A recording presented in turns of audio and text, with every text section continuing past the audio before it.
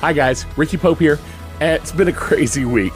And today on the Christian Energy Night podcast, along with Matt Matias and Michael Schaefer, we review Disney Plus series Obi-Wan Kenobi, plus an update on my wife, scripture and nerdy news as always, and we'll get to all of that right after this. 2022 is flying by so fast, and I just reviewed my goals for the year. It's not too late to set some effective goals for 2022 for yourself. And the Goal Process 101 ebook helps you do just that. With a straightforward process and practical exercises, you'll be guided to set the right goals for you and set out a plan to achieve them. Get your copy of the Goal Process 101 ebook by going to goalprocess101.com. Use CNU2022 at checkout to save 10%. Now, back to the show.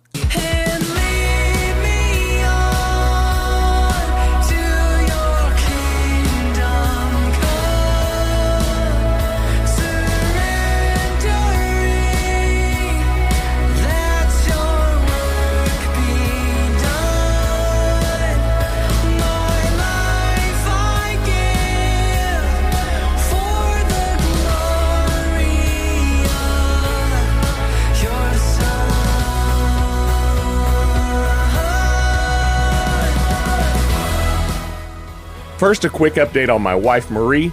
If you don't follow us on social media, you may have missed out, but last Tuesday night, we got a call, and on Wednesday evening, she received a heart transplant. The heart is beating well, and there is a long road ahead of us. But as of this recording, she's still in ICU and still intubated, but the heart is going very well. We hope she'll be moved to a regular room later this week. Well, let's read some scripture. Proverbs 4:20-23. My son, pay attention to what I say. Turn your ears to my words. Do not let them out of your sight. Keep them within your heart, for they are life to those who find them, and health to one's whole body. Above all else, guard your heart, for everything you do flows from it. And Proverbs 3:5-6. Trust the Lord with all your heart, and lean not on your own understanding. In all your ways, submit to him, and he will make your paths straight. Verses about the heart are very meaningful to me right now for kind of obvious reasons. And I know these verses are talking about spiritual hearts rather than a physical one. But I think it's a good reminder that our physical lives, the things we do every day, can bring wonderful scripture to mind if we allow it. I wonder, what scripture comes to mind when you make coffee in the morning? Something about arise or awake, or on your drive to work, something about wages, or something like Colossians 3:23-24.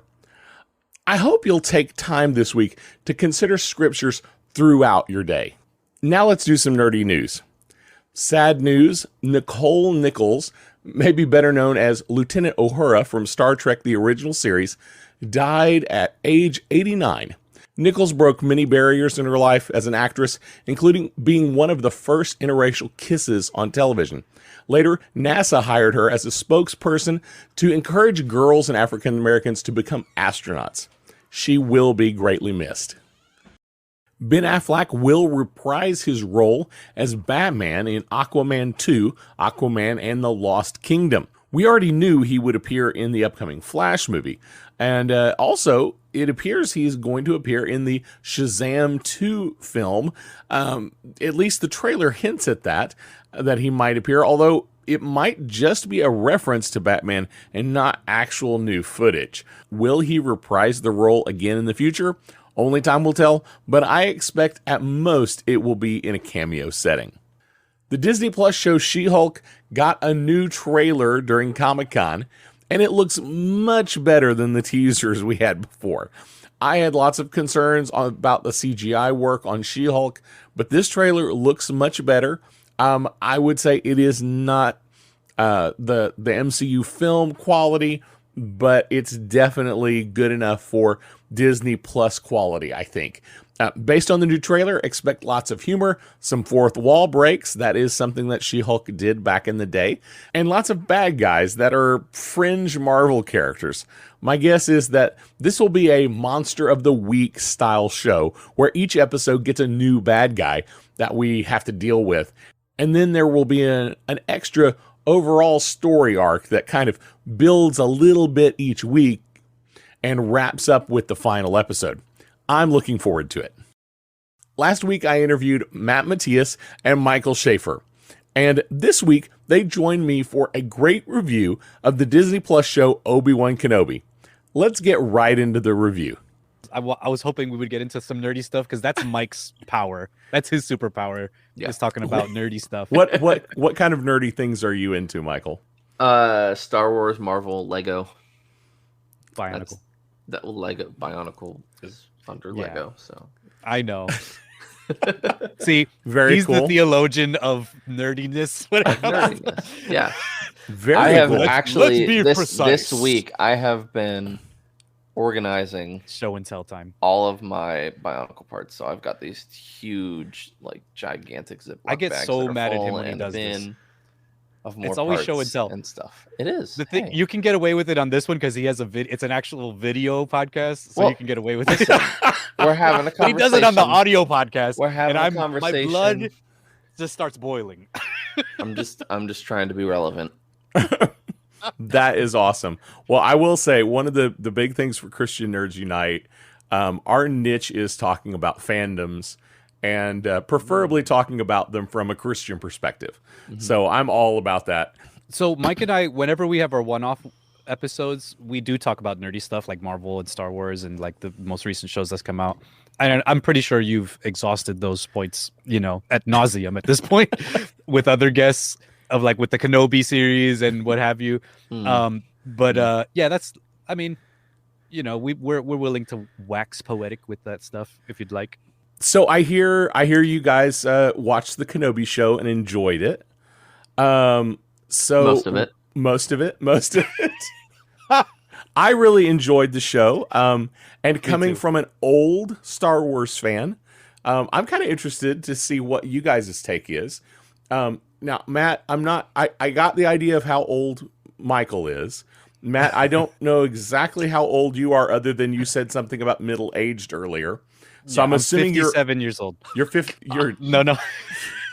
It's like, okay, need to rethink this idea. No, I'm 30. I'm 36. Okay, I'm 36. So you're 36. So you're a little older than Michael.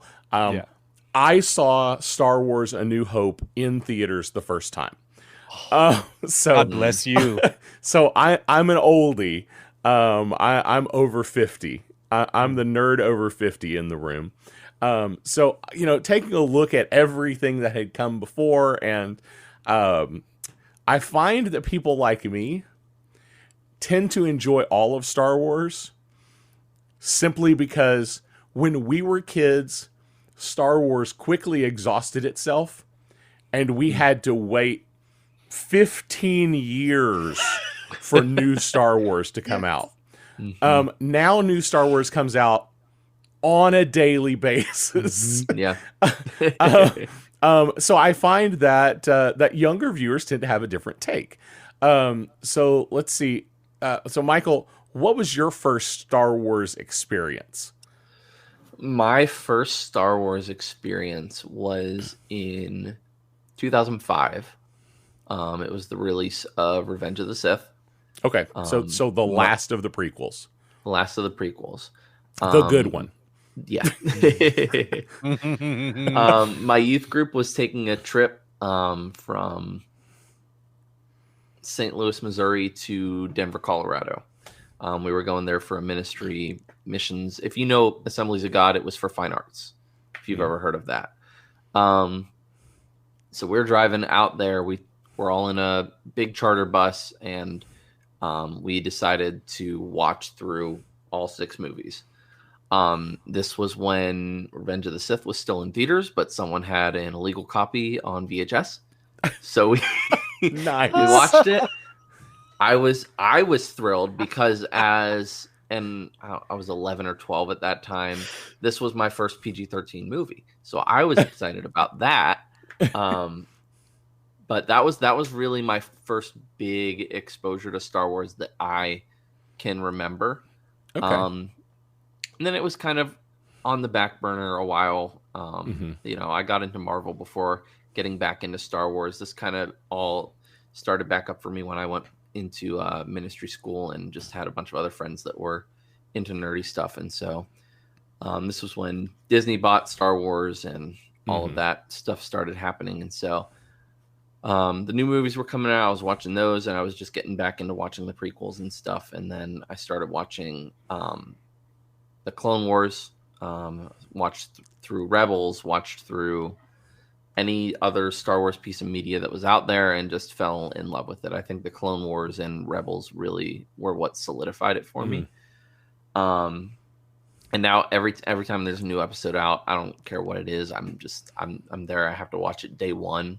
And I don't care if that means, like, when Kenobi was coming out, I would have to get up at 5 to watch it before I went to work. And I was completely fine with that. I was like, I'm not going to go to work and then accidentally scroll past something on my phone and because you know it ruined. Because you are the meme lord and you run social media pages. You can't not be on social media. I feel your pain there. The way that TikTok is now is like, you know, Multiverse of Madness came out, and it's like the very next day, the whole freaking movie's on TikTok. So it's like, you can't avoid any of these spoilers or anything. No, so I was just like, no. I'm an Star odd man Wars out. I enjoy spoilers. I see lots of spoilers before I ever see the shows. So Matt, what was your first Star Wars experience? First Star Wars experience. I think it was Empire Strikes Back. Okay. I can't remember if it had. When did that come out? Do you remember what year? Empire came out was in 1980. 1980. Because it was 77, 80, and then 83. I believe that's the right dates. So, like, I was born in 86, and I think Empire had just come out, and my parents were watching it. I was pretty young, but I remember that. I remember the feelings I got watching Luke hang upside down on Endor. Is it Endor? No, wrong planet. No, he's that's Hoth. Hoth. Thank you. Mm-hmm. You're welcome. Endor's the Endor's the tree planet. Ewoks. The tree, the Ewoks. I was gonna say you're talking about Empire. Yep. He hangs upside down twice, so it depends on where. True. You know, he also he hangs off of Cloud City for a while at the end of the movie. That's true. Spoilers. Oh, man, you're Spoilers, good. Everyone. You are good. I try. I mean, try. Name really holds up. So like, he's upside down in the ice, and the beast, that beast thing is gonna come get him. Yeah. I remember the Wampa. I forget how old I was. Maybe like 6 or 7, maybe even younger than that. But I was like, this is cool, and that stuck with me ever since. So yeah, that was my first experience. Very cool. So tell me your thoughts on Kenobi. What are your thoughts, gentlemen? Go ahead, Michael. I overall I love the show. I thought there were a few parts of it that were really weird. The most annoying thing I think is probably the Leia chase scene in the first episode. It's just I'm like, how do you watch this and think, this is the way to do it? And not only that, this after hitting my microphone again. This is after the Book of Boba Fett, where you had another horrible chase scene with the Vespa biker gang or whatever. Yes. And it's like, that was cringe. How did we have 2 absolutely miserable chase scenes? and then Flea shows up. Yes. Of all people. Flea from the Red Hot Chili Peppers shows up on screen. I was like, is that really Flea? Of all people. Dude, Bill Burr was in... I know. I know. Yep. Actually, he did a great job. He was wonderful. He was fantastic. Flea was like just Flea on Yeah. Yep. Flea is not an amazing actor. Oh my gosh. So what were your thoughts, Matt? So I really enjoyed Kenobi. There was some cringe in there. Like, when did lightsabers become like just a flesh wound? You know what I mean? What happened to lightsabers? In the prequels, they're cutting down doors, they're melting doors like molten lava. Reva gets ran through by Darth Vader himself. Twice. And she's like, and Twice. she's just laying down, Twice. plotting her next move. She's plotting her next move with a hole in her chest. Are you kidding me? Darth Vader goes, oh, and she's just like, ugh. Two things to understand about Star Wars at this point. One is, if you fall into a hole, you're probably not dead. True. Yeah. And number two, if you are stabbed, if you have a major stomach wound, you're probably not dead. That is the new thing. That is, oh my gosh. that is not just the Kenobi thing, because that exact same, that says the exact same scenario that we've now seen in the Book of Boba Fett and in The Mandalorian a couple of times. Major stomach wounds do not kill you, apparently. What about Qui-Gon though? He got unlucky. I don't know. Yeah, just you Right? know, Didn't just a Darth bummer. Maul get chopped clean in half? But he comes Hewn. back. And he comes back. But he fell into a That's- hole. He fell into yeah, a I hole. Yeah, dark side was the- hatred. That was the Whatever. save point.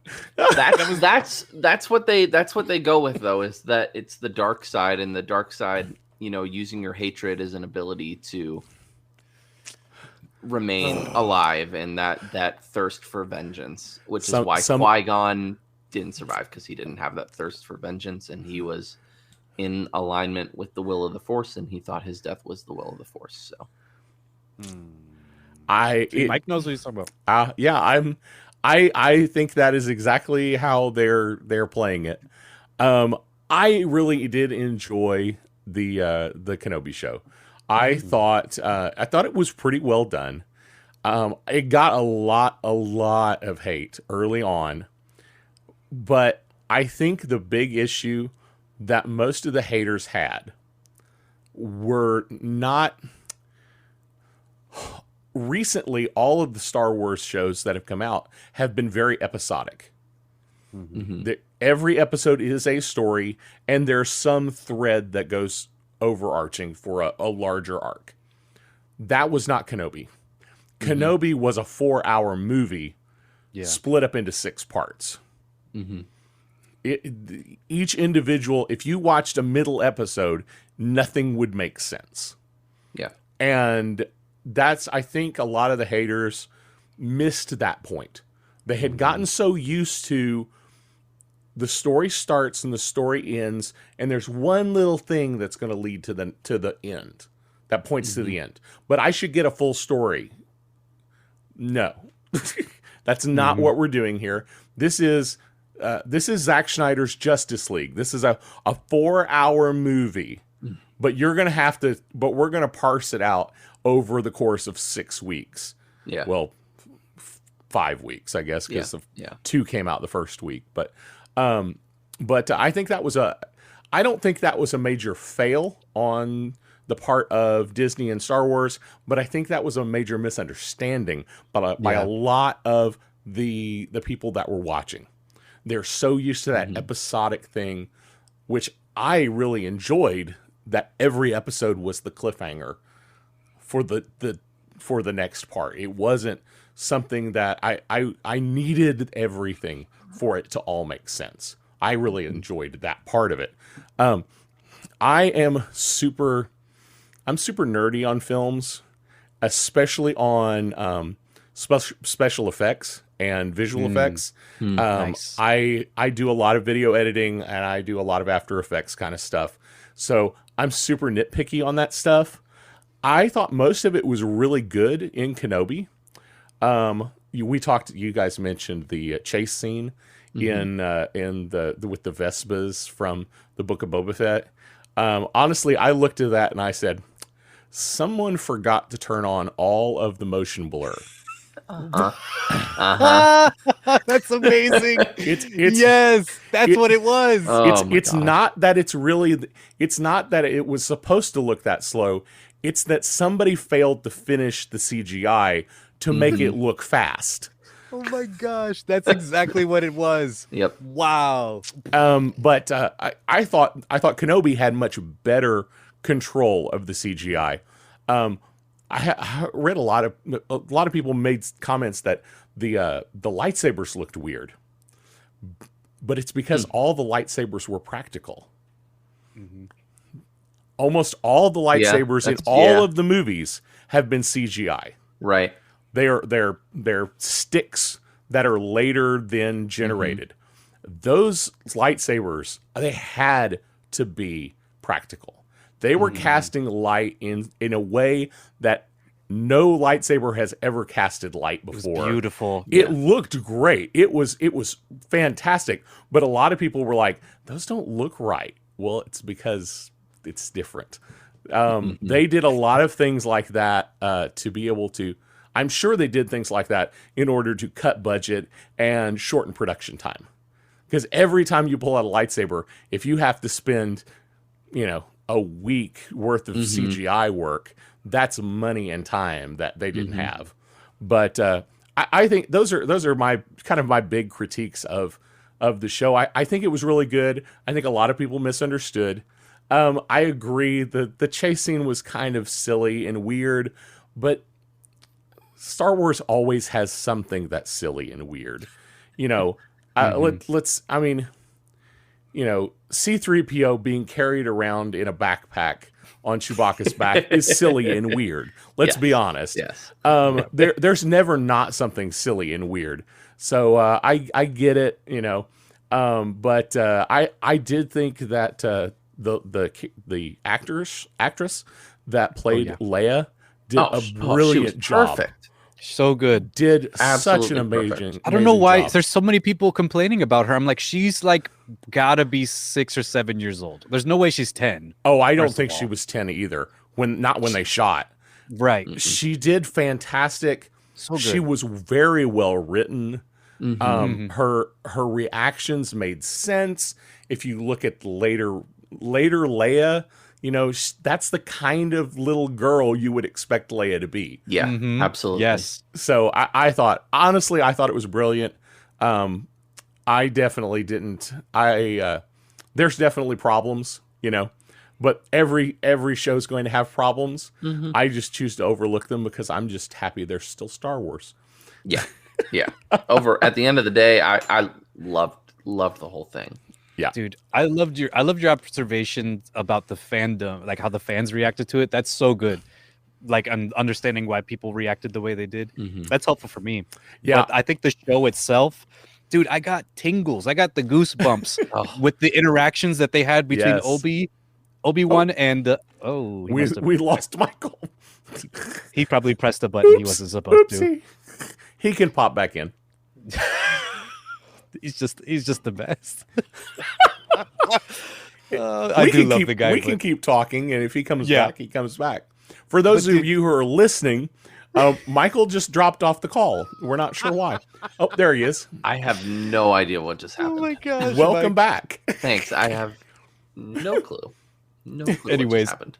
I got goosebumps. Like, especially my favorite part of the entire series, hands down, bar none, to me, is when Obi-Wan's like, he's figuring out how he's gonna get off the planet with Leia, and he's about to leave, and all of a sudden he's just like, it was like an anime moment. He was like, oh, like he sensed Darth, and it was like, you like he just knew he was there, and he looked out the window, and Darth's just standing there menacingly, like, breathing and stuff. That was such a good. I loved how they did that moment. Yes, and I think that was, that was palpable. You know what I mean? That moment. Honestly, some of the editing, it was some of the best editing I've ever seen on a show from Disney Productions so far. If we look at the Marvel stuff, we look at the Star Wars stuff they put out so far, Obi-Wan Kenobi had some of the best editing, some of the best cuts that I've seen. Just the way they moved from scene to scene, and like you were talking about, just that, the close up. My favorite moment is the close up of Obi-Wan realizing that Anakin is still alive. Mm-hmm. Yes. Just no words, just a single shot. Obi-Wan's head taking up the entire frame and his eyes. It was fear and sadness and joy all mixed up into one face. It was a brilliant shot. How good is McGregor, man? How good is that guy? Ewan McGregor is amazing. He's a gem. Yep. He just came back like he never left. He just stepped back on the screen like, oh, it's me. Hello there. Yes. It was beautiful, man. Like, yeah, it had the series had moments of pure beauty to me. Like when he, like, I mean, help me understand this. You guys understand the Force better than I do. Like, he was obviously struggling. He had distanced himself from the Force, and then when he remembered Leia and his want to save her, and he re-accessed the Force again, and he's like tossing planets at Darth. Like, what happened? What happened there? He became the high ground. He didn't just have the high ground. Yes. He became the high ground. Yes. No, I think actually the way you said it is accurate. The way they're selling it is that his goal was to leave it all behind. And then he realized, wait, I can't just leave it all behind. Yeah. And then finally, and there's big questions of, it's like, well, if he, why didn't they have a bigger fight, or why did he run away? At some point there's a question of, did he really ever want to kill Anakin? No, he didn't want to kill Anakin. The best he could do was get to a standstill and walk away, because he would never kill him. So, that idea of he's suddenly finally strong enough to throw, boulders all over the place. I liked the idea that his powers grew throughout the show. That, at one point he's struggling to move a little piece of metal across a desk. And then finally he kind of remembers who he is. Yeah. He just closed himself off from it for so long. And then once he re-accessed it, which I think is funny because he kept calling out to Qui-Gon. Even when he wasn't using the Force, it's like, dude, you've kind of like closed yourself off from this. If you're not practicing it, why are you expecting to hear from Qui-Gon? I could go into a sermon on that if you want. Come on now. Preach, brother. Well, but not like, and I think that's like a lot of things that we do. Like, I used to be a guitar player. I was a worship pastor for 15 years, and I played guitar every single Sunday, and I played guitar every day. And at one point, I moved to a technical position. I took a step off the stage, let some younger people take the forefront, and I stopped playing. So if I pick up a guitar today, I'm not going to be as good as I was 10 years ago when I was playing every single day. But it only takes me a few weeks to get pretty close to where I was once I start playing again. I actually say that because I've got a couple guitars behind me, and I have been picking my guitar back up lately. So, I think that is normal. He didn't need a lifetime to become attuned to the Force again. He needed some time to get back to where he was, but not a long time. But anything you lay down for 10 years, you're not going to just pick up immediately and start doing perfectly. And I think a lot of people missed that. It's like, guys, get the idea. If you stopped doing something for 10 years, you're not going to be good at it the first few days. Yeah. Yeah. I really liked Darth too. Like Darth, the way that they showed Darth Vader, like I think he shined more than he ever did on the screen. They showed how powerful he really is, Like the way he was just throwing stuff around like a boss, like When ripping ships apart. When he grabbed that Star Cruiser, Yes, I know you screamed. Screamed. I woke my wife up at 5 in the morning. I screamed. Yeah. Oh my gosh! Yeah, because it was so cool. He just walked in. It's just like boom, and it just stuck. And that thing's not going nowhere. It's not like Yoda, like trying to struggle to get a little X-wing out of the river or whatever. Mm-hmm. He was just like, "You're not going nowhere. You're mine." But yeah, I liked that and how they wrote him as well. Where when he first saw Obi-Wan, he drug him over hot coals and tried to burn him the same way that he was burned. Mm-hmm. And he's like, "Suffer." That was so good. I love that. That is right out of the George Lucas playbook of Star Wars should always rhyme. Mm-hmm. Yeah. That's so good. What was another moment that was like a good Darth moment, Mike? I liked the back and forth between when you could see Anakin's eyes switching between Anakin and Darth Vader, and was that from Rebels? So you see that in Rebels as well, because there's a scene where Vader fights Ahsoka, who was Anakin's Padawan, and so you see it in Obi-Wan, where Obi-Wan slashes the right side of Vader's mask open, and he can't get Anakin back, and then it happens with Ahsoka. She slashes the left side of Anakin's mask, and you see Anakin briefly, but she can't bring him back to the light. And then you see it like culminate in the end of Return of the Jedi, where Luke is the only one who's able to remove the mask fully and bring Anakin back to the light. So it's a really cool. I know. I'm feeling the spirit. I'm feeling the presence of God right now. It might be the Force. I don't know. But it's yes, a really Lord. cool. It's a really cool visual that takes place over a live action TV show, an animated TV show, and a movie made back in 1983. It's very beautiful. If anybody that complains about Star Wars and complains about the idea that they're messing up the canon, do you realize how big the canon is? Like they took so much stuff out of canon, out of the canon, and called it these legends. Yeah, changed it to legends just so they could have a grasp on the vast amount of canon that they have. There's no way for. I mean, think about it. We're talking about there's new Star Wars coming out in 2022. This has been going on for 45 years. And it still all basically holds together. It is an amazing achievement, in my opinion. Except for that one movie which shall not be named.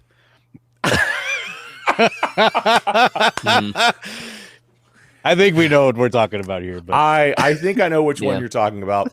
And my buddies at Tatooine Sons would disagree with you. But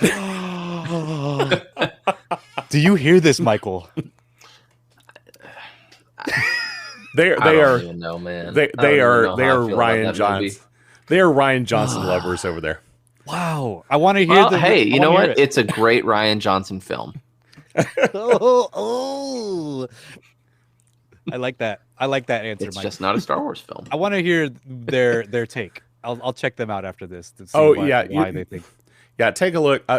I'll give my free plug to my friends over at Tatooine Sons. Check them out. David, Jesse, and his two sons, Nate and Sam. They do a podcast. They're all believers, and they do a lot of Star Wars stuff. But yeah, you'll have to find their stuff. They also helped name a porg. Whoa! So that's cute. It's funny. It's an interesting niche. They can say they helped name a canon Star Wars character. Wow! But They're great guys over there. One of them, actually, Nate is part of my Marvel Multiverse role-playing game Nice. playtest group. So, the great guys. Love those guys. Well, Matt, Michael, it has been great having you on the show. Tell people where they can find you guys. Well, if you don't mind, Mike, I'll take this. Got But it. we are on Facebook, Memes for Jesus, TikTok, Memes for Jesus Official, and Memes for Jesus on YouTube and Instagram. And those are basically the big places.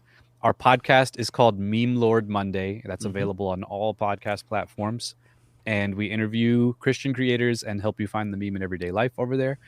And we've just been having a lot of fun roasting Christianity while loving it at the same time. And just making memes for people. Awesome. Well, guys, it has been a joy having you on the show. Thank you so much for joining. Thank you. Absolutely. Thank you. Thanks for This was inviting so fun. us. That was loads of fun. And if you want to follow Matt and Michael, I'll put links down in the show notes below. Well, that's all I have for you today. Don't forget to like, subscribe, follow, just click all those buttons. That way, anytime we put out new content, you will know about it. And you can find all of our social links to our YouTube channel, and our online store at ChristianNerdsUnite.com. If you enjoy the show and want to help even more, consider becoming a supporter on Patreon. We've changed all of our Patreon levels, and every level has some great benefits and makes a huge difference in the ministry we are able to do. Supporters will also get to hear exclusive stories of believers we're serving around the world through our ministry partners. To check it out or partner with us, go to patreon.com/ChristianNerdsUnite or ChristianNerdsUnite.com and click on support from the menu. Before you go, I do want to leave you with this blessing from Romans 15. May God, who gives endurance and encouragement, give you the same attitude of mind toward each other that Christ Jesus had, so that with one mind and one voice you may glorify the God and Father of our Lord Jesus Christ. We'll see you next week. Blessings.